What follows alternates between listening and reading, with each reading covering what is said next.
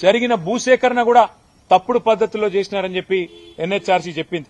చట్ట ప్రకారం కాకుండా పోలీసుల దౌర్జన్యంతో మానవ హక్కుల ఉల్లంఘనతో ఈ భూసేకరణ జరిగిందని చెప్తా ఉన్నారు. అందుకే నేను డిమాండ్ చేస్తా ఉన్నా, మీరు కనుక భూసేకరణ రద్దు చేయకపోతే మాకు సమాచారం ఉంది, హైకోర్టులో స్టే ఉన్నప్పటికీ మీరు చాటుమాటు చేసుకుంటా పోతా ఉన్నారు. ఖచ్చితంగా అది కూడా బయటకు వస్తుంది. తప్పకుండా మళ్ళొక్కసారి కోర్టు ద్వారా కంటెంప్ట్ కూడా మీరు ఎదుర్కొంటారు. ఈ కమిషన్ ఆర్డర్ కూడా ఇచ్చింది. మాకు ఖచ్చితంగా 6 వారాల లోపల కంప్లయన్స్ చెప్పండి, ఏం యాక్షన్ తీసుకుంటారు పోలీస్ ఆఫీసర్స్ మీద అని. ఇవాళ నేను రేవంత్ రెడ్డి ప్రభుత్వాన్ని డిమాండ్ చేస్తా ఉన్నా.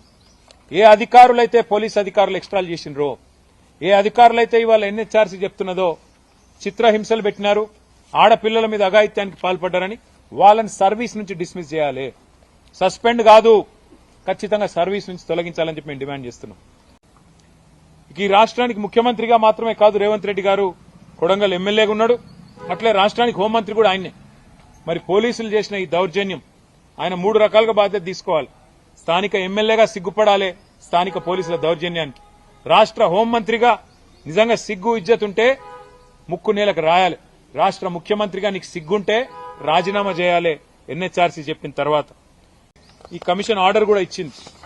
మాకు ఖచ్చితంగా 6 వారాల లోపల కంప్లయన్స్ చెప్పండి, ఏం యాక్షన్ తీసుకుంటారు పోలీస్ ఆఫీసర్స్ మీద అని. ఇవాళ నేను రేవంత్ రెడ్డి ప్రభుత్వాన్ని డిమాండ్ చేస్తా ఉన్నా.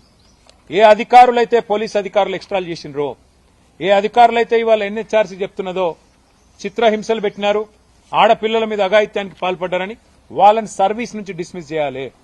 సస్పెండ్ కాదు, ఖచ్చితంగా సర్వీస్ నుంచి తొలగించాలని చెప్పి మేము డిమాండ్ చేస్తాం. Minute to minute live updates కోసం మా R9 తెలుగు న్యూస్ ఛానల్ ని లైక్ చేయండి, షేర్ చేయండి, కామెంట్ చేయండి. మర్చిపోకుండా బెల్ సింబల్ ని క్లిక్ చేయండి. సబ్స్క్రైబ్ చేయడం మర్చిపోకండి.